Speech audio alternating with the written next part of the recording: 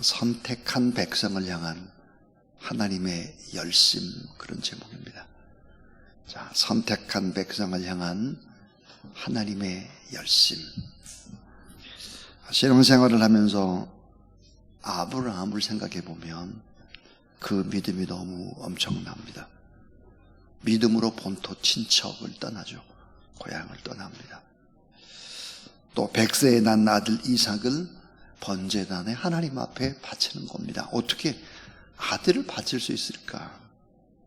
이 같은 아브라함을 생각해 보면 종종 떠오르는 것이 나의 신앙. 우리들의 신앙에 정말 아브라함의 신앙은 대단하다. 우리의 신앙은 참 껍데기구나. 낙심과 회의에 빠지게 됩니다. 왜 그럴까요? 우리의 이 같은 아브라함 같은 믿음이 없기 때문이죠. 또 야곱을 생각하면 좀 마음이 편해집니다. 왜냐하면 그래도 야곱의 인간적인 모습 속에서 우리의 모습들이 떠오르기 때문이죠. 그러다 또 요셉이라고 하는 사람을 만나게 되면 고난과 죽음이 교차되는 그런 감옥 속에도 끝까지 믿음을 지켜내는 이런 이야기. 또 게다가 모세의 파란만장한 삶과 부르심, 그리고 사명 감당의 모습 속에서 우리와 비교해 보면 참 어떻게 신앙을 유지해야 될까, 이런 낙심에 빠질 때가 있습니다. 그런데 신앙이 좀 더 깊어지고 성경의 말씀을 좀 자세히 들여다보면 그렇지 않다라고 하는 사실들을 깨닫게 됩니다. 자, 아브라함이나 야곱이나 요셉이나 모세, 그들도 모두 다 죄인이었다. 의인으로 태어나지를 않았다. 큰 위인이 처음부터 결코 아니었고 냄새나는 인간이었다라는 사실들을 알게 됩니다. 그리고 더 나아가서 또 깨닫는 진리가 있죠. 모두 다 하나님의 사랑, 그 하나님의 열심으로 다시 태어나고 하나님께서 열심으로 만드신 하나님의 작품이구나라는 사실들을 깨닫기 시작합니다. 자, 냄새나는 인간, 죄인된 인간, 누추한 인간, 그런 악하고 게으르고 이러한 인간들을 바꾸시는 하나님의 열심을 성경에서 볼 수 있습니다. 우리 모두 다 하나님의 사랑과 하나님의 열심으로 다시 태어나고 하나님께서 열심으로 만드신 하나님의 작품들이죠.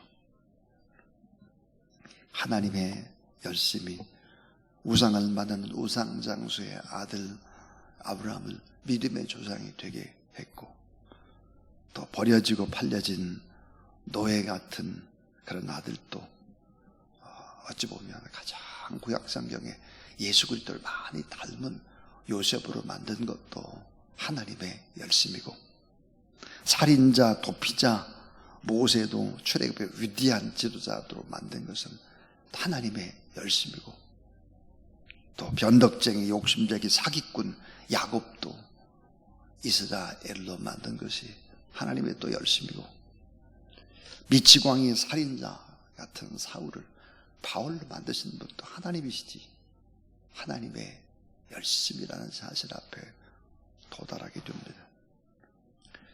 결국은 우리도 지금 하나님의 열심으로 하나님이 우리를 만들어가고 계시구나. 그럴 때 이제 위로와 희망을 갖게 됩니다. 오늘 여러분 30절 한번 보십시오. 30절과 31절에 보면 참 귀한 단어가 나옵니다. 30절, 유다족 중에 피하고 남은 자는 다시 아래로 뿌리를 내리고 위로 열매를 맺을지라. 31절에 남은 자는 예루살렘에서부터 나올 것이요, 피하는 자는, 여러분 피하는 자나 남은 자가 같은 내용입니다. 시온 산에서부터 나오리니 여호와의 열심이 이 일을 이루라 하셨나이다 하니라. 그렇습니다. 그러니까 우리의 구원과 우리가 하나님의 사람으로 바꿔져 가는 것이 나의 노력이 결코 아니라 하나님의 열심, 하나님의 사랑이다. 그래서 선택한 백성을 향한 하나님의 열심이 오늘 본문에 고스란히 배어져 있습니다. 자, 선택한 이스라엘과 유다를 자신의 백성으로 삼으신 하나님께서 어느 때 어느 곳에든지 그들을 인도하고 보존해 주십니다. 오늘 본문은 아수르 군대를 파멸시키고 아수르 왕 사네립의 최후를 기록합니다. 그리고 선택받은 백성들을 다시 회복시켜 나가시는 하나님의 그 놀라운 열심이 기록되고 있습니다. 자, 오늘 이 본문 속에서 세 가지 교훈들을 생각해 보겠습니다. 첫 번째는 점진적으로 회복시켜 가시는 하나님의 열심입니다. 갑자기 회복시키는 것이 아닙니다. 1년, 2년, 3년, 4년 점진적으로 회복시키는 하나님의 열심이다. 자, 29절에 보니까 29절에 뭐라고 했느냐, 금년에는 스스로 자란 것을 먹고 스스로 자란 것을 먹는다. 저절로 난 열매, 노동을 하지 않아도 스스로 난 것을 먹고 내년에는 그것에서 난 것을 먹되. 자, 씨앗에서 난 열매를 먹되. 제3년에는 심고 거두며 포도원을 심고 그 열매를 먹으리라 그랬습니다. 그러니까 심고 거두며 풍성한 열매를 점차적으로 회복시키고 점차적으로 얻게 되고 점차적으로 잘 되도록 하시는 하나님의 열심. 그래서 유다와 예루살렘을 향한 위로와 회복이 점진적으로 하나님의 열심으로 이루어진다라고 하는 회복의 약속입니다. 갑자기 잘 되게 하면 이게 부작용이 많죠. 사람도 갑자기 잘 때 보세요. 얼마나 교만한지 모릅니다. 차근차근 점점점 하나님이 그렇게 하나님의 열심으로 점진적으로 회복시켜 가신다. 두 번째입니다. 이 두 번째는 완전한 구원의 기적을 주시는 하나님의 열심입니다. 완전한 구원의 기적, 그 기적을 주신다. 자, 30절에 남은 자, 31절에 남은 자나 피하는 자, 이게 뭘까?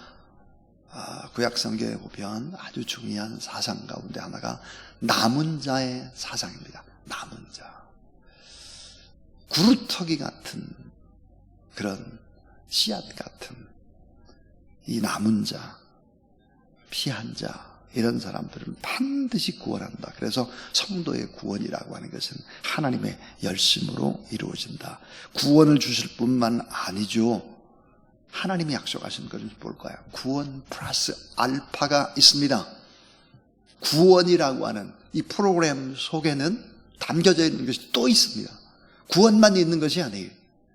구원받은 백성에게 플러스 알파가 있는데 그게 뭘까? 번영과 축복입니다.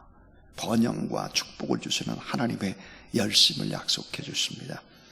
이사야 59장 17절에 보니까 공의를 갑옷으로 삼으시고 구원을 자기의 머리에 써서 투구로 삼으시며 보복을 속옷으로 삼으시며 열심을 입어 겉옷으로 삼으시고 그랬습니다. 여기에도 하나님의 열심이 나옵니다. 그 하나님의 열심이 뭘까? 이사야 59장에서는 자, 인간 구원을 위해서 오늘 또 싸워주시는, 그래서 무장하신 전사로 우리를 보호해 줄 뿐만 아니라 평안하게 복되게 우리의 길을 이끌어 가신다 그랬습니다. 구원에는 언제나 하나님의 플러스 알파가 있다. 구원 속에 담긴 하나님의 프로그램 뭘까? 구원받은 사람에게 하나님은 또 건강도 축복도 물질도 또 보호하심도 이런 부분들도 다 구원이라는 이런 프로그램 속에는 속해져 있다 하는 것입니다. 그래서 예수 그리스도를 잘 믿는 나라일수록 부강합니다. 예수 그리스도를 잘 믿는 나라일수록 사실은 자연도 아름답습니다. 자연. 그런데 예수 그리스도를 믿지 않는 나라일수록 자연이 다 파괴가 되는 것입니다. 북한 자연에 다 파괴되죠. 사람 살 곳이 못 되는 거죠. 그래서 완전한 구원의 기적을 주시는 하나님의 열쇠입니다. 그런데 여기서 끝나지 않습니다. 여러분, 구원이라는 것은 그 다음에 또 뭐가 있나요? 우리는 구원받지만 구원받지 못한 나머지 사람들은 심판의 대상이 되는 것입니다. 그래서 세 번째는 선택받은 백성을 공격하는 세력을 심판하시는 하나님의 열심입니다. 자, 선택받은 백성을 공격하는, 선택받은 우리를 막 공격하는 세력들, 이런 세력들을 심판하시는 하나님의 열심입니다. 자, 오늘 34절을 보게 되면 참 귀한 하나님의 약속이 있습니다. 34절입니다. 한번 같이 읽어보죠. 34절. 자, 시작. 내가 나와 나의 종 다윗을 위하여 이 성을 보호하여 구원하리라 하셨나이다 하였더라. 내가 나와 나의 종 다윗을 위하여 이 성을 보호하여 구원하리라 하셨나이다 하였다. 자, 여기 보니까 선택받은 자를 보호해 주시는 하나님의 언약, 다윗과 언약을 맺으신 하나님이시죠. 그래서 여러분, 언약의 백성들에게 하나님이 약속하신 것이 있습니다. 그 약속하신 것이 뭘까?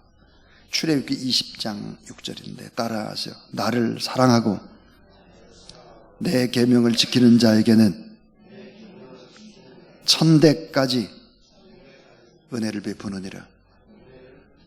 예. 나를 사랑하고 내 계명을 지키는 자에게는 천대까지 은혜를 베푸느니라 그랬어요. 천대까지. 이게 여러분 하나님의 선택받은 백성들, 언약의 백성들에게 하나님이 약속하신 것이죠. 그래서 진정한 부자, 진정한 축복이 뭐겠나? 그것은 하나님을 경외하는 것입니다. 자, 여러분, 진정한 부부, 진정한 성공, 진정한 축복이 뭘까? 여호와 하나님을 경외하는 거예요. 그러니까 자녀들에게 여러분 무엇을 유산으로 남겨야 되겠습니까? 물질이 아닙니다. 물질이 유산이 아니라 진정한 유산은 여호와 하나님을 경외하는 그런 열심, 이런 것들이 진정한 유산이 된다 하는 것입니다. 이렇게 선택받은 백성에게는 축복에 축복을 하고, 오늘 보니까 다윗과 하나님이 언약을 맺었기 때문에 이스라엘 백성들, 유다 백성들을 끝까지 보호하시고 또 지키신다 약속하셨습니다. 그러나 반대로 군대의 힘을 믿고 권력의 힘을 믿고 거룩하신 하나님을 모독하고 하나님을 믿는 사람들을 함부로 대했던 이런 아수르 사람들은 어떻게 됐을까? 35절에 보니까 산헤립과 그 아수르가 당한 수치를 성경은 기록을 하고 있습니다. 35절, 아수르의 군사 18만 5천이 죽었습니다. 하루아침에 죽었다 그랬어요. 그리스의 철학자 헤로도토스는 이 18만 5천이 죽은 것을 쥐가 나타나서 병으로 옮겨서 몰사했다, 이제 그렇게 기록을 하지만 성경은 18만 5천은 하나님의 사자가 죽게 했다, 그렇게 기록을 하죠. 산헤립은 아수르로 돌아간 후에 20년 동안 다시 유다를 침공할 계획을 전혀 세우지 못합니다. 무력하게 20년 동안. 결국은 어떻게 됐을까? 그 아들에게 살해당하고 마는 것입니다. 이것이 선택받은 백성을 공격하고 선택받은 백성을 함부로 하는 사람들에 대한 하나님의 심판입니다. 심판하시는데도 열심입니다. 그래서 우리가 하나님 앞에 겸손해야 합니다. 살아계신 하나님 앞에 경거망동하지 말고 겸손해야 된다. 왜 그럴까요? 살리기도 하시고 죽이기도 하시고 흥하게도 하시고 망하게도 하시고 주기도 하시고 거두기도 하시고 복도 주시고 심판도 하시는 하나님이시기 때문에 그 하나님 앞에 정말 겸손하게 그 하나님을 경외하며 언약의 백성으로 예수 그리스도를 바라보며 살아가는 그런 귀한 저와 여러분 우리 모두 될 수 있기를 주의 이름으로 축원합니다. 212장 하나님 앞에 찬송합니다.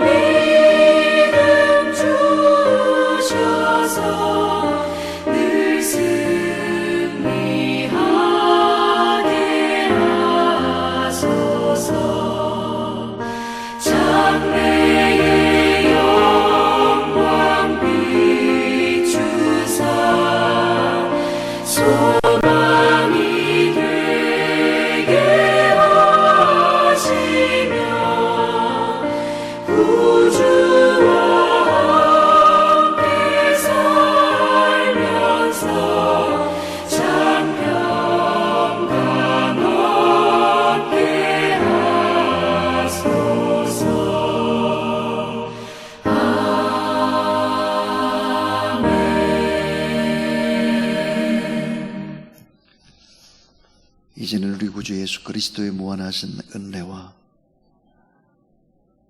하나님의 열심으로 우리를 사랑하시는 그 하나님의 놀라우신 사랑하심과 성령 하나님의 내주 충만 교통 기름 부음의 역사하심이 이 새벽에도 하나님 앞에 나와서 신령구한 진정으로 예배드리고 하나님의 말씀을 반짝 붙잡고 또 기도로 나가는 모든 하나님의 사람들 머리 위에 이제로부터 영원토록 함께 하옵시기를 간절히 축원하옵나이다.